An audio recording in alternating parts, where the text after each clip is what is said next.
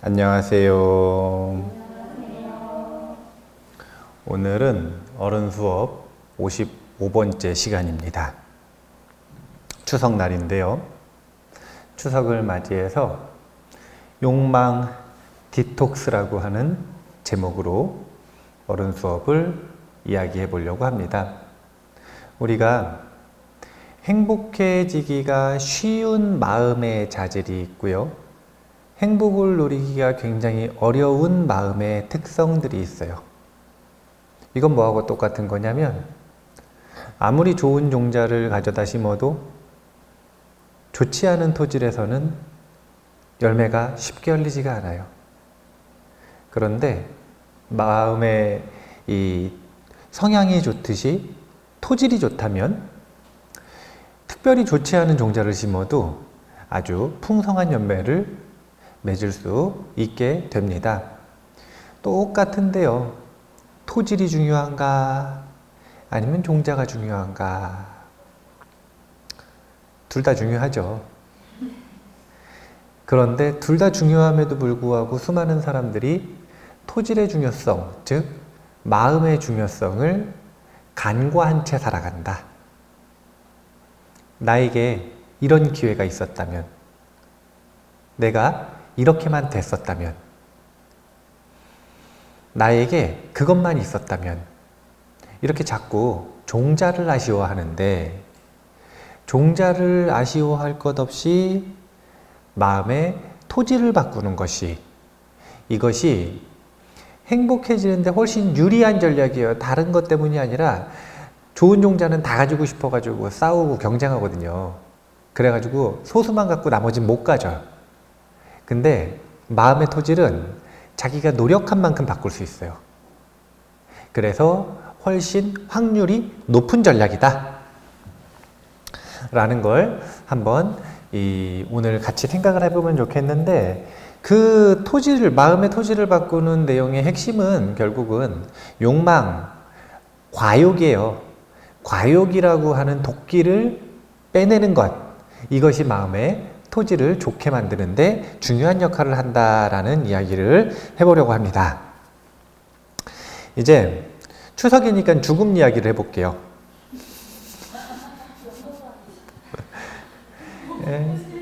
뭐 추석이니까요. 추석에는 죽음 이야기가 하기가 딱 좋아요. 원고 같이 한번 읽어보겠습니다. 의학적인 죽음을 맞이했다가 세상에 다시 돌아온 사람들이 의외로 꽤 많습니다. 이를 임사체험이라고 하는데 전문적 연구 서적으로 모아놓은 사례는 정말 많죠.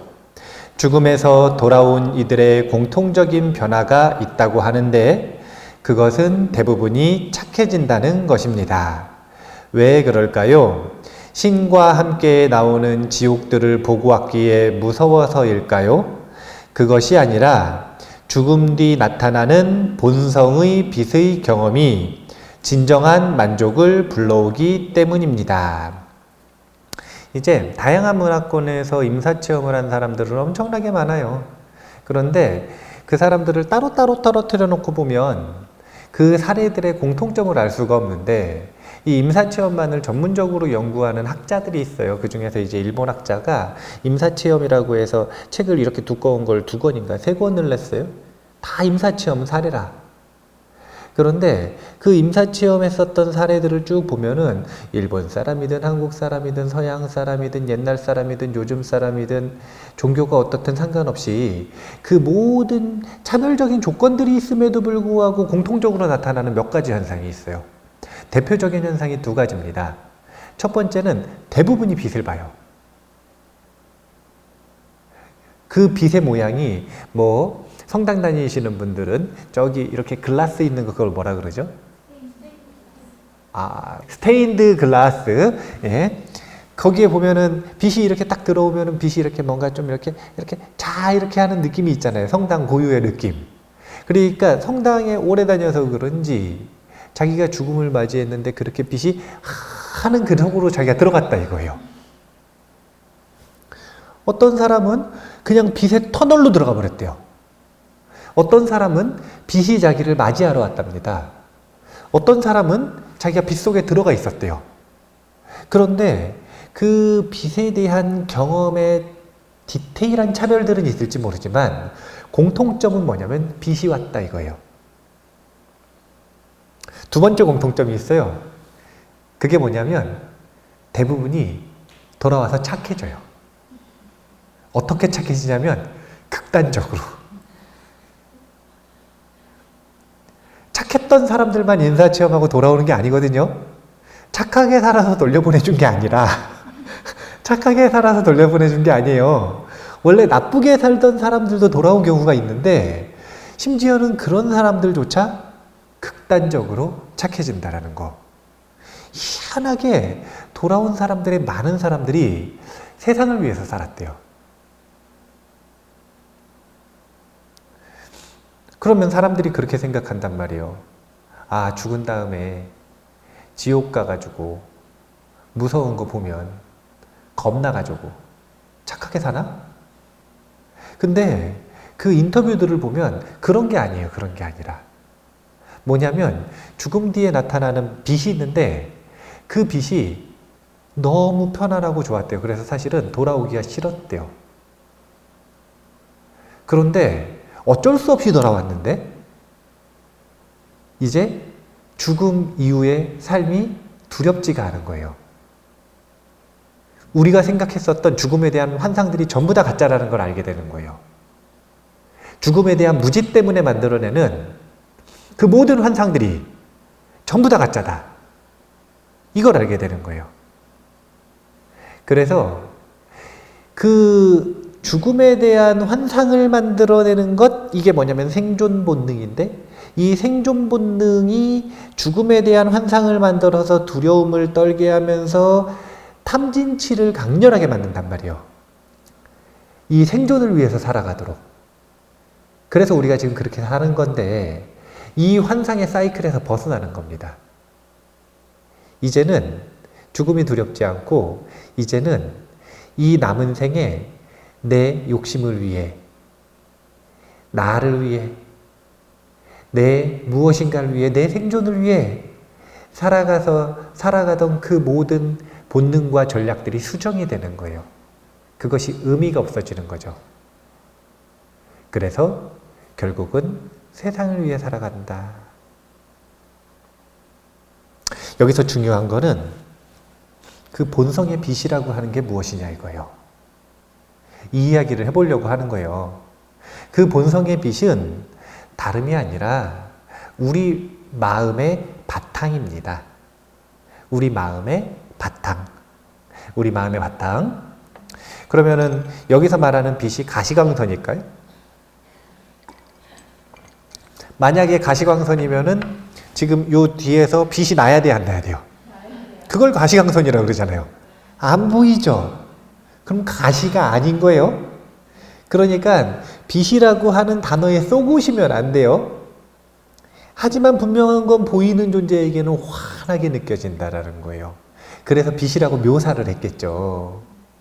그런데 분명한 건 이 본성의 빛, 죽음 이후에 보는 빛은 무엇인가? 그건 다름이 아니라 우리 마음의 바탕이다. 이걸 먼저 기억을 해 두셔야 됩니다. 그 마음의 바탕에 빛을 경험했더니 어떻다고요? 착해지기 전에 먼저 좋았대요, 안 좋았대요? 이 삶으로 다시 돌아오고 싶었대요, 안 돌아오고 싶었대요? 뭐 개똥밭에 굴러도 이승이 최고라고 하죠. 예, 그거는 안 죽어본 사람 얘기라. 죽어본 사람은 개똥밭에 굴러도 이승이 최고가 아니라 그냥 이 생은 개똥밭이라.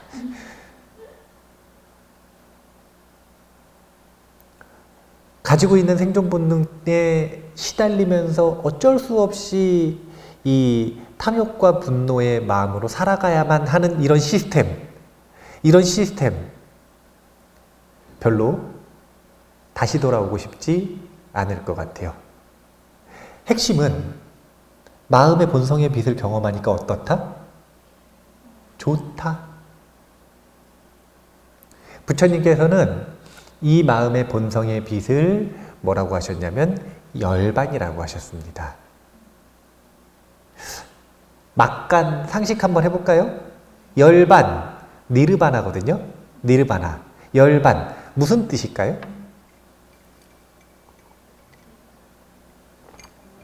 깨달은 거는 깨달은 거고요. 그거는 열반이 아니라 열반. 무슨 뜻이냐면요. 꺼졌다는 거예요. 꺼져라 이게 아니라 꺼졌다. 뭐가 꺼졌을까요? 네, 디톡스가 완전히 이루어졌다는 거예요. 탐욕, 분노, 어리석음의 도끼가 완전히 꺼졌다. 그럼 완전히 꺼졌을 때 뭐가 드러난다는 거예요? 마음의 본성이 드러난다는 거예요. 그러니까 이 관계를 잘 보셔야 돼요. 자, 마음의 본성이 빛이라 그랬잖아요. 그 마음의 본성의 빛, 마음의 바탕은 지금 우리에게도 있을까요, 없을까요? 그럼 우리는 그걸 경험할 수 있을까요, 없을까요? 예, 경험할 수 있지만 참 고집들이 세서 경험을 안 해요. 탐진치가 좋대. 탐진치를 너무너무 좋아해가지고 뭐 안 하겠다 그러면 어쩔 수가 없어요. 그냥 넘어가 버려요. 예.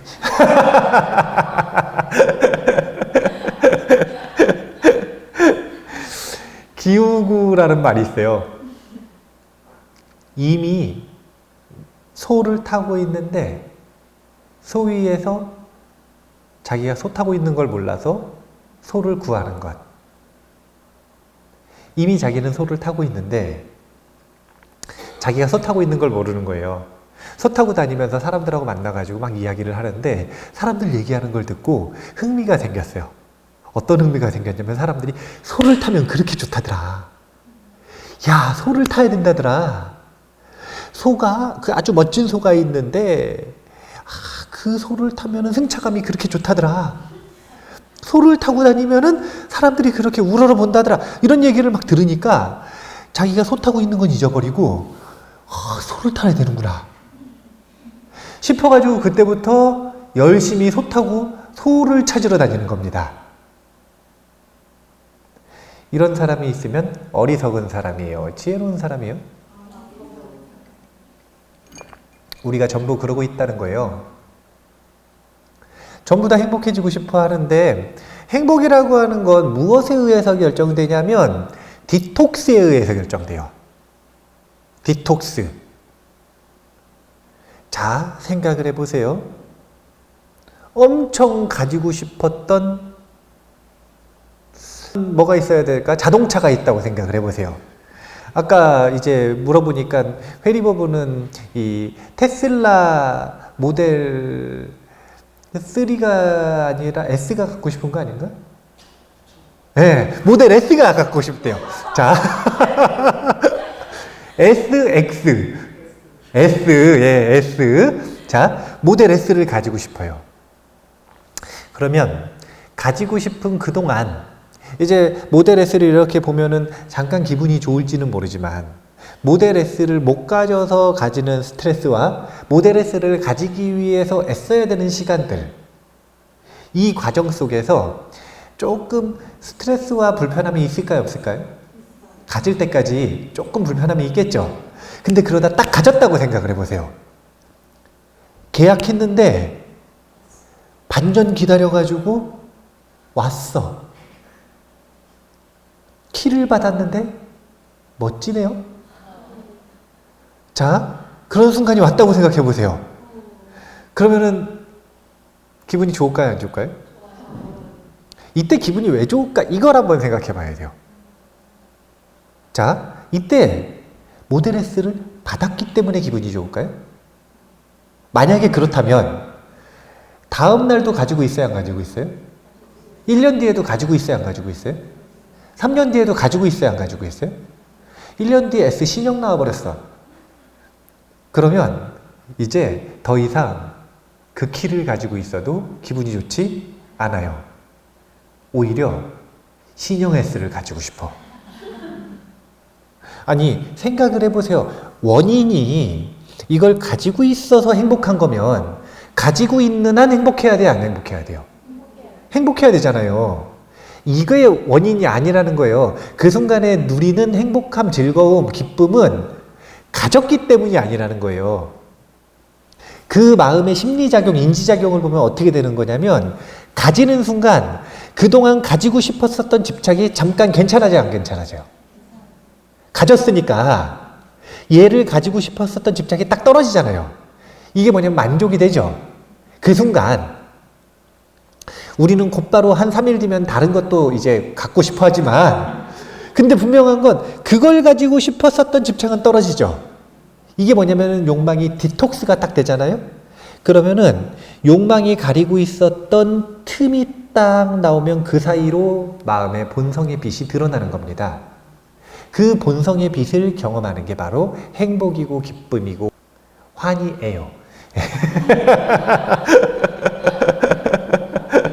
이 얘기 무슨 얘기냐면 우리는 이미 소울을 타고 있다 이거예요. 행복해지기 위해서 그렇게 애를 쓰지만 사실은 우리는 행복이라고 하는 소 위에 이미 타 있어요. 그 행복이라고 하는 소를 바탕으로 해서 경험이 일어나요. 우리의 경험 자체가 바로 행복 위에서 일어난다는 거예요.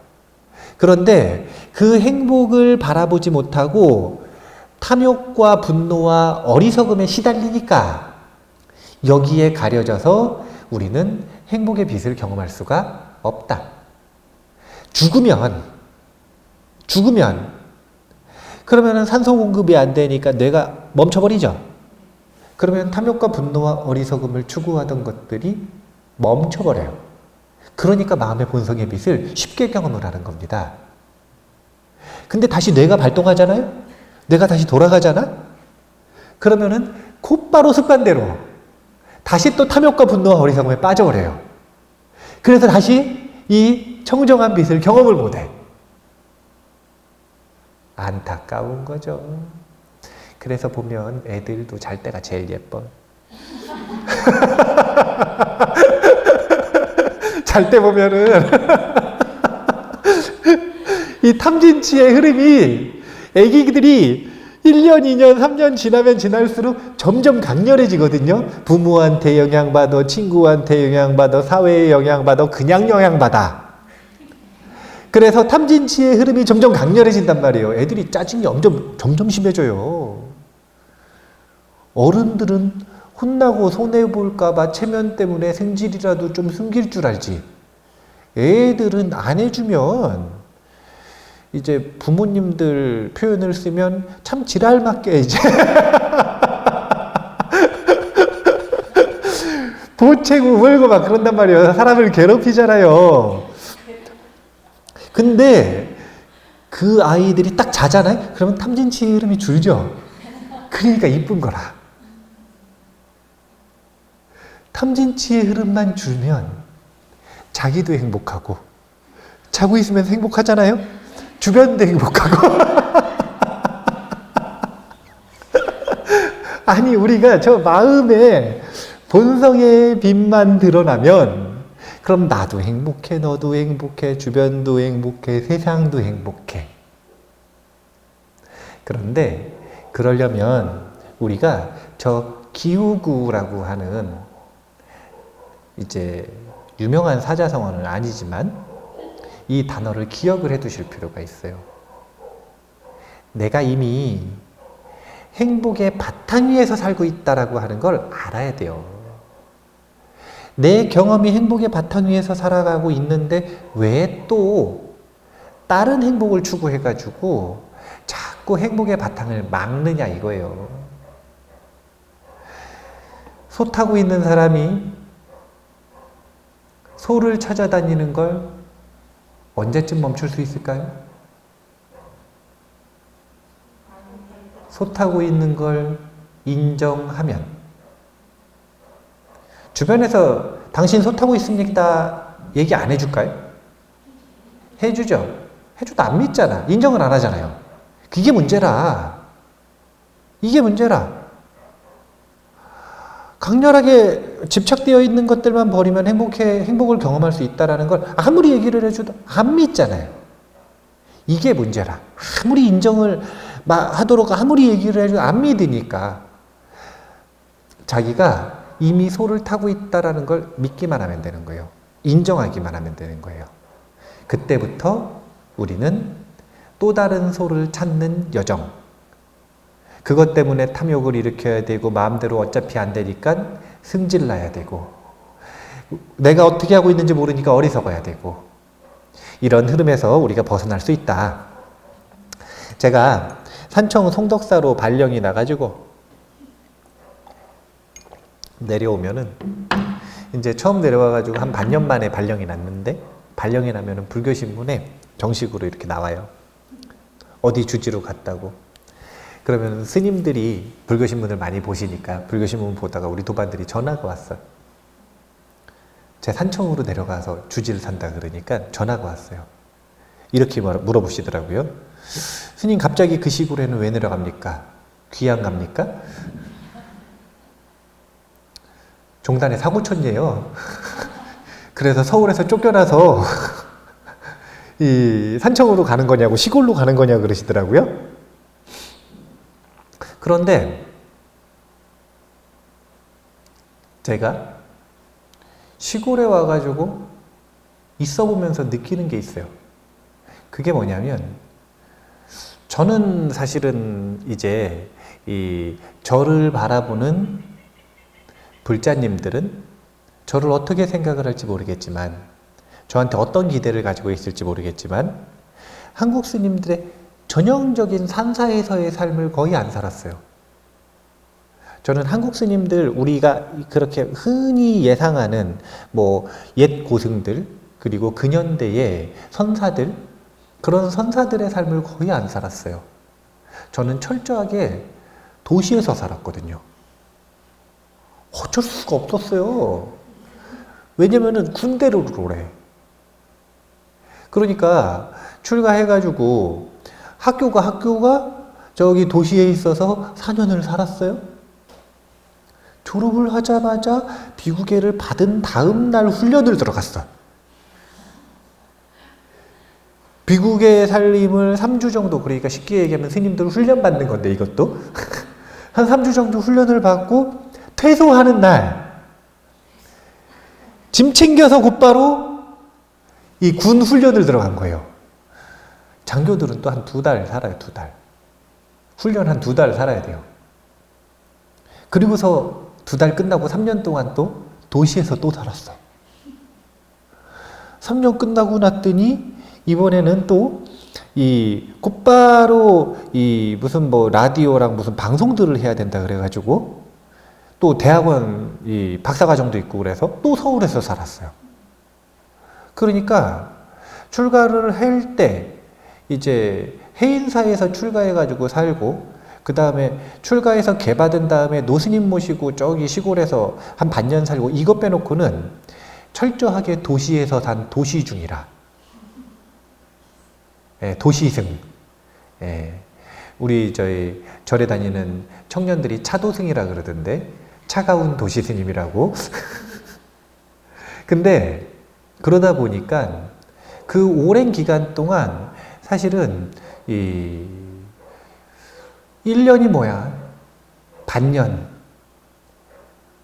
반년도 또는 뭐 한 달도 제대로 못 쉬고 계속 도시에서 법문을 하면서 한 15년을 산 거예요. 그러니까 저는 시골에 딱 내려와 보는 순간 알게 된 사실이 있어요. 그게 뭐였냐면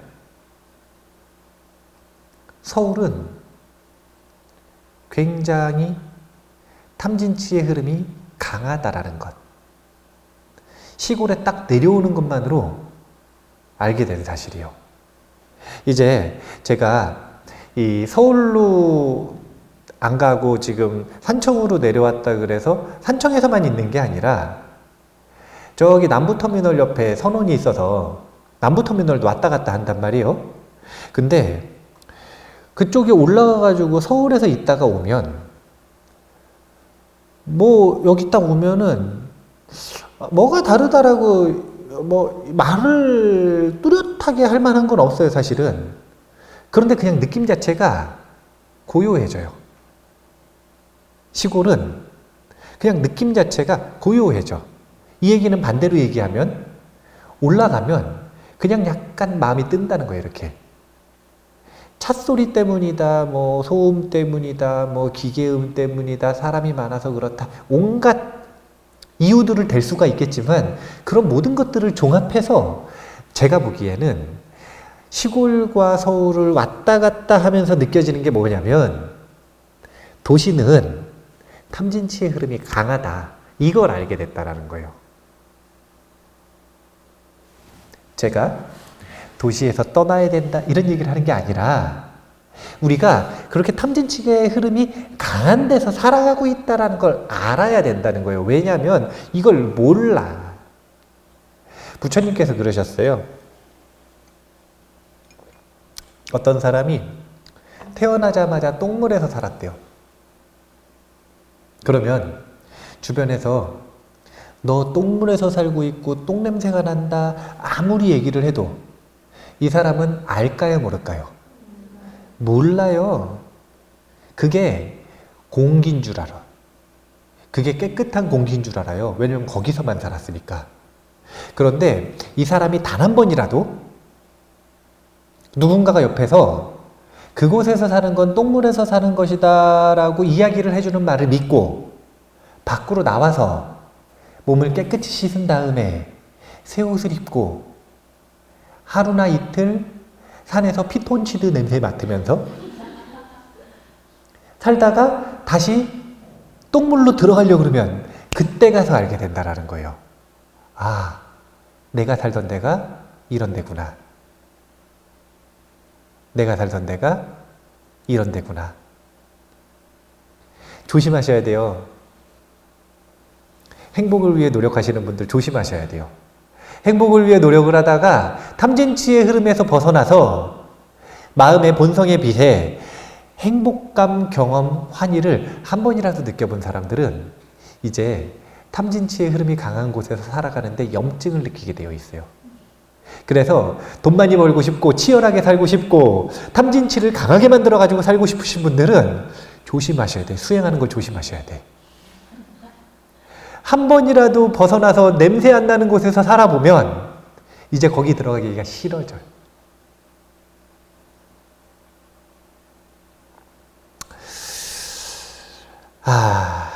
그런데 우리가 이제 생각을 잘 해봐야 되는 게 있어요. 그게 뭐냐면 그런 말들이 있습니다. 어떤 말이 있냐면 아까 종자가 중요하다 그랬나요? 토질이 중요하다 그랬나요? 둘 다 중요하다 그랬죠. 그런데 그런 표현도 했어요. 종자가 아무리 안 좋아도 토질이 좋으면 다 소화시키고 멋지게 열매를 맺어낼 수 있는 거 아니냐. 이게 무슨 뜻이냐면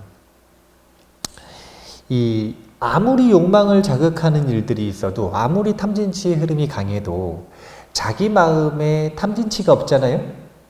그러면 외부 환경에 영향을 받지 않습니다. 왜냐하면 땔감이 없으니까 불이 와도 붙질 않는 거예요.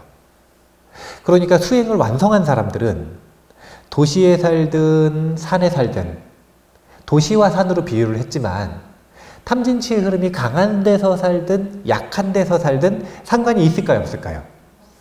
없죠. 그들에겐 평등합니다. 왜? 안 붙으니까 불이. 그런데 조금이라도 땔감이 남아있는 사람들은 사실은 절대로 방심하면 안 돼요. 그런 말들에 쏘으면 안 돼요. 마음을 보호할 수 있으면 도시에 나가든 시골이든 갔다. 입보살행론에서는 이제 비구들을 위한 경전이니까 여인들이 있는 곳에서 살든 없는 곳에서 살든 마음을 보호하는 수행자는 똑같다. 이런 표현들을 쓰거든요. 근데 그런 표현들에 쏘으면 안 된다는 거예요. 그런 말들을 듣고 그런 말들은 뭐와 같은 거냐면 이 미분적분 잘 풀어가지고 졸업한 사람들 얘기예요. 그런데 아직 초등학생이거나 중학생이거나 아직 미분적분 다 못 풀었거나 이러면 그 사람들의 수준과 그 사람들의 상태를 자신에게 적용하는 건 완벽한 실수입니다. 그래서 아까 이제 탐진치의 흐름 속에서 탐진치가 좋아가지고 돈도 많이 벌고 명예도 좀 얻고 그렇게 치열하게 애쓰면서 경쟁하면서 살아가시고 싶으신 분들은 쉽게 수행에 도전하면 안 된다 그랬죠? 여차하면 그 모든 목표들이 빗발해 버릴 수 있어요. 그러니까 그런 분들은 특별히 수행하지 마시고 그냥 돈 열심히 버셔서 보시 많이 하고 그 다음 돈 많이 벌 때 좀 도덕적으로 살고 요 정도 노력을 하시고 근데 그런 분들 말고 이제 본격적으로 탐진치를 디톡스하고 싶어서 수행을 하시는 분들은 절대 방심하면 안 된다. 내가 좀 괜찮아졌다고 내가 조금 이 흐름에서 벗어났다고 절대 방심하면 안 돼요. 3년 노력한 게 하루아침에 도로아미탑을 되는 게 이 탐진치 흐름의 무서움입니다. 이걸 꼭 기억을 하셔야 되겠고요. 그렇다면 욕망을 디톡스한다 그랬는데 아예 원하는 게 없어야 된다는 걸까요? 아니에요. 욕망을 디톡스하는 게 아니라 과욕이라 디톡스를 하는 거예요. 사람은 욕망이 있어야 될까요? 없어야 될까요? 욕망이 없으면 아메바. 사람은 절대로 아메바가 될 수가 없어요. 생리학적으로 불가능해. 욕망이 없을 수가 없다는 거예요. 뇌의 일정 부분을 떼어내면 모르겠네. 아니면 뇌의 일정 부분이 망가지면 모르겠네요. 근데 심지어 망가진 사람들도 완전히 이 식물인간으로 누워있는 경우가 아니면 치매나 뭐 이런 것들 보면은 욕망이 더 강해지던데. 아주 그 기본적인 이 의식주에 대한 욕망들, 특히 식에 대한 욕망들, 이런 것들이 굉장히 강해지던데요. 인간은 욕망을 벗어나서 살아갈 수가 없어요. 부처님은 욕망을 버리라고 얘기를 하시는 게 아니라 뭘 줄이라는 거냐면 과욕을 줄이라는 겁니다. 과한 욕망. 욕망이 너무 과한 걸 과욕이라고도 하고, 두 번째는 하는 건 요만큼인데 이만큼을 하는 거. 그러니까 도둑놈 심보. 이것도 과욕이라 그러는 거예요. 욕망 자체가 기브 앤 테이크는 명확한데 원하는 게 너무 많은 거라. 이것도 과욕. 이 사람은 그래도 성공해요. 성공 못하는 과욕도 있어요. 그게 뭐냐면 한 건 요만큼인데 이만큼 원하는 사람. 도둑놈 심보는 도둑놈으로 끝나지 절대 성공할 수가 없어요. 그런 과욕을 조심하라는 겁니다. 부처님께서 분명히 이야기하셨어요. 우리가 심지어 수행을 성취하기 위해서도 뭐가 필요하냐면 원이 필요해요. 즉 욕이 필요하다는 겁니다. 욕망. 수행에 대한 욕망. 수행을 성취하고자 하는 욕망. 이게 반드시 필요해요. 다만 그것이 과하면 조절하라. 그리고 한 가지 더 조언을 하자면 이왕이면 건강한 대상을 욕망의 대상으로 삼는 게 행복에 유리할 수 있다. 그래서 마음의 토지를 좋게 하기 위해 욕망을 디톡스한다. 뭘 디톡스하는 거냐면 과욕을 디톡스한다라는 걸 분명하게 가닥을 쳐서 기억을 하셔야 됩니다. 왜 욕망을 조절을 해야 되는가? 본성의 빛, 이것을 경험할 때 기쁨과 환희와 행복을 경험하는데, 만족감을 경험하는데 그것을 막는 장애물이 바로 이 과욕이라. 화가 나게 하는 원인도 과욕이라. 그렇기 때문에 이 과욕을 다스려야 돼요. 한번 같이 읽어볼게요. 데이비드 호킨스 박사는 의식 수준의 상승과 부의 상관관계를 연구를 통해 증명했습니다. 즉, 의식이 발전할수록 가난에서 벗어나는 경향이 있다는 것이죠. 의식이 발전한다는 것은 스스로의 존귀함의 빛을 목격하는 것이고, 이것은 욕망의 디톡스를 통해 이루어집니다. 즉, 욕망이 줄어들면 오히려 적절한 부를 누리게 될 확률이 높다는 것입니다. 현대인들의 상식과는 반대입니다. 욕망이 적어지면 원하는 게 적고 강하게 희망하지 않기 때문에 힘이 적어져서 이것도 성취 못하고 저것도 성취 못하고 가난해지는 거 아닌가 이런 두려움에 빠지는데 그게 바로 뭐냐면 욕망의 전략이에요. 욕망이 나를 강렬하게 붙잡으라고 속삭이는 거예요. 너 그러다가 망한다. 너 그러다가 가난해진다. 너 그러다가 성공하지 못한다. 그런데 재밌는 게 이 의식 수준의 상승과 부의 상관관계를 보면 의식이 발전하는 사람은 빈곤함에 빠질 확률이 점점 적어집니다. 의식이 발전한다는 건 아까 이야기했었던 본성의 빛이 점점 드러나는 건데 이건 반대로 얘기하면 탐욕과 분노와 어리석음이라고 하는 장애물이 점점 디톡스 된다는 거죠. 욕망이 디톡스 될수록 빈곤함에서 벗어날 확률은 훨씬 높아진대요. 범죄율도 적어진답니다. 이 얘기는 사실은 되게 중요한 비밀을 숨기고 있는 거예요. 그게 뭐냐면 의식이 발전하면 기쁨과 환희와 행복을 누릴 가능성이 높아지거든요. 행복과 재물, 부를 두 마리 토끼를 다 잡을 수 있는 방법이 있다는 거예요, 없다는 거예요? 있다는 거죠. 욕망이 너무 강렬해가지고 부를 추구하는 사람들이 부를 얻는 경우를 보신 적이 있어요, 없어요? 있죠. 근데 그들의 주관적 행복 지수가 대부분 높든가요, 낮든가요? 낮다는 거예요. 두 마리 토끼 중에 한 마리를 잡는 거죠. 또 반대로 이 마음의 행복을 추구하는 사람들이 있어요. 그러면 마음의 행복을 어느 정도 추구하는 이 성과가 좀 나오는 경우들이 있죠. 그런데 부가 따라오든가요, 안 따라오든가요? 또 잘 안 따라오는 경우가 있죠. 네. 두 마리 토끼를 욕심내가지고 한 마리만 잡아야 된다. 이거는 옛말이라. 방법은 분명하게 있다는 거예요. 방법은. 두 마리 토끼를 다 잡을 수 있는 방법들이 있습니다. 그런 증거물들이, 그런 인물들이 바로 부처님 당시에 부처님의 여러 제자들 중에, 제가불자들 중에 그 유력했었던 기업가들, 그리고 나라의 국왕들, 귀족들, 이 사람들이에요. 이 사람들은 돈과 명예를 충분히 가지고 있지만, 그것들을 다 누리고 있지만 대부분 수다원들이에요. 사담들이고.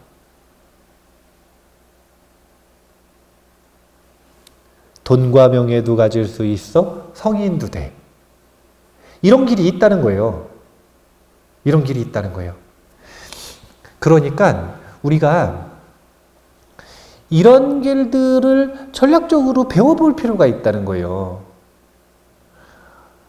이게 무조건 맞으니까 이렇게 살아라가 아니라 우리가 행복이라고 하는 것을 추구하기 위해 자신의 경험을 바꾸기 위해 자신의 삶의 질을 높이기 위해 이런 전략도 생각해보고 이런 전략도 생각해보고 이런 전략도 생각을 해봐서 비교해보고 실험해봐서 맞는 길로 가야 될 거 아니에요. 무작정 남들이 살라는 대로만 살지 말고 또는 살던 대로만 살지 말고 지난번에도 얘기했지만 살던 대로 살아서는 금수저도 가망이 없고 흙수저도 가망이 없어요.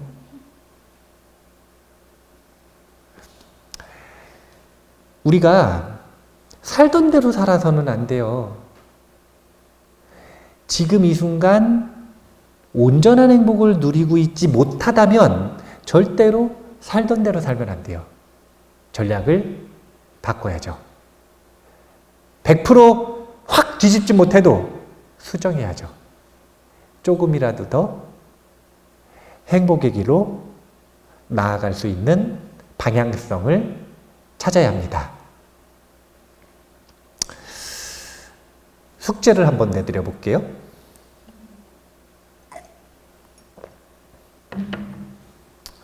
우리가 뭘 원하는 게 있을 수 있어요. 모델 S 뭐 이런 거요. 그 모델 S가 과욕인지 아니면 과하지 않은 서원인지를 구분할 수 있는 방법. 가장 기본적인 방법은 그 물품의 목록이 원하는 것인지 아니면 필요한 것인지를 구분해내는 작업을 한번 해보시면 돼요. 만약에 이게 필요한 거다. 그러면 애를 써서 이걸 가져야 돼요, 안 가져야 돼요? 가져야죠. 이게 원하는 거다. 이러면 가져도 되고 사실은 안 가져도 되는 거예요. 필요한 건 가져야 되는 거예요. 왜냐하면 필요한 게 없어서 불편하고 삶의 질을 떨어뜨리니까. 그런데 원하는 것들은 사실은 그 원하는 것에 대한 집착을 떨어뜨리면 삶의 질이 훨씬 높아집니다. 그러니까 아까 이야기했잖아요. 부처님은 욕망을 버리라고 안 하셨다니까요. 과욕을 줄이라고 하셨죠. 그러면 욕망과 과욕 사이에서 목록들이 있는데 그 중에 뭘 버려야 되고 뭘 줄여야 되고 뭔 가지고 있어야 되는지를 분명하게 구분을 할 줄 알아야 될 거 아니에요. 그걸 옆에서 누가 컨설턴팅 해줄 수는 없잖아요. 어차피 해줘봐야 말도 안 듣고 어차피 해줘봐야 나는 안 그렇다 그러고서 결국은 고집대로 하잖아요, 사람들이. 그러니까 그냥 자기가 해봐야 돼, 자기가. 목록을 이렇게 적어보란 말이에요, 이렇게. 내가 사고 싶은 거, 이루고 싶은 거, 가지고 싶은 거, 해보고 싶은 거 목록을 이렇게 접어가지고 적어. 계속 업데이트를 하는 거예요, 생기면. 그런 다음에 거기다가 한 번 결론 짓고 끝내지 말고 여러 번 딱 이렇게 있으면 이게 원하는 건지 필요한 건지 원필 해가지고 이게 원인지 필인지를 거기다 적어보란 말이에요. 그 다음에 한 일주일 있다가 업데이트 되는 김에 한번 봤더니 아 이게 원하는 건 줄 알았는데 필요한 거라. 그럼 필 또 쓰는 거라. 근데 또 생각을 해보니까 모델 S가 필요한 거라고 우겼는데 조금 더 시간이 지나고 보니까 이거 원하는 거라. 그럼 거기다 또 원 이렇게 적는 거예요. 그렇게 스스로의 욕망과 대화를 해봐야 돼요. 그래야 알 수가 있어요. 많이 관찰하면 실체가 드러납니다. 이게 거품인지 아니면 알맹이인지. 알맹이는 가지고 있어야 돼요. 이것도 없으면, 이것까지 없으면 실제 이제 무기력해지고 나태해지고 게을러질 수도 있어요. 왜? 입벌이를 못하니까. 한 사람으로서의 삶을 제대로 못 사는 거죠. 그런데 알맹이 주위에 이만큼 거품이 낀 이것들은 어떻게 하는가? 줄어들게 만든다. 이 작업을 꼭 해야 된다는 거예요. 이제 요즘 시기가 코로나가 너무 오래 갔어요. 근데 좀 더 갈 것 같아요. 전문가들 의견도 그렇고 흐름이라고 하는 것도 그렇고. 그래서 이제 내년이 되면은 좀 더 어려워질 수 있습니다. 우리가 그런 어려운 상황 속에서 개인이 세상을 바꾸기는 어려워요. 어려운 상황 속에서 뭐 못 바꾸나요? 안 어려울 때도 못 바꾸네요. 개인이 어떤 상황 속에서든 세상에 영향을 미치고 바꾸는 건 굉장히 어려운 일이에요. 그러니까 개인은 사실은 세상이 좋아질 때는 세상이 좋아지는 덕에 편리함을 누리는 거고, 세상이 나빠질 때는 세상이 나빠질 때 그것을 견디고 소화해야 되는 거예요. 자신의 행복감을 지키기 위해서는 세상 탓을 하거나 조건을 바꾸기 위해 노력을 할 게 아니라 무슨 노력을 하는 거냐면 내 마음을 지키기 위해 노력을 하는 겁니다. 세상이 점점 좀 더 빡빡해지고 자연재해도 많아질 거고요. 지금 많아지고 있고요. 그리고 이럴 때 꼭 사람들이 미쳐서 날뛴단 말이에요. 우울증도 많아지고 정신병도 많아지고 그럼 서로 막 싸우고 막 이런 일들이 많아져요. 그 속에서 우리가 내 마음만이라도 잘 지키려면 그러면 1번으로 해야 되는 게 바로 이 욕망의 디톡스입니다. 원하는 게 이만큼이라. 이만큼인데 세상도 살기 좋고 나도 살기가 좋아요. 그러면 이 원하는 걸 다 채울 수 있을 가능성이 높을까요? 낮을까요? 근데 세상도 안 좋고 내 삶도 안 좋아졌어요. 근데 욕망은 그대로야. 그러면 점점 더 화가 나겠죠. 원하는 대로 안 될 때 우리는 화가 나니까. 그래서 그런 시기가 도래하고 있기 때문에 내년 후반까지는 우리가 조금 더 신경을 써서 욕망의 디톡스를 이룰 필요가 있다. 이게 시대 흐름 속에서도 우리가 꼭 해봐야 되는 주제다라는 걸 기억을 하셔야 되는 겁니다. 한번 읽어볼까요? 큰 집, 좋은 차, 예쁜 옷, 맛있는 음식 누릴 수 있다면 좋지만 무리하는 순간 우리는 그것들을 유지하기 위해 돈에 전전긍긍하는 노예가 됩니다. 우리는 이런 것 없이도 충분히 행복할 수 있는 평화와 행복의 존재라는 것을 꼭 기억해 두세요. 이 평화와 행복이 바로 우리의 바탕이라는 걸 꼭 기억을 하셔야 됩니다.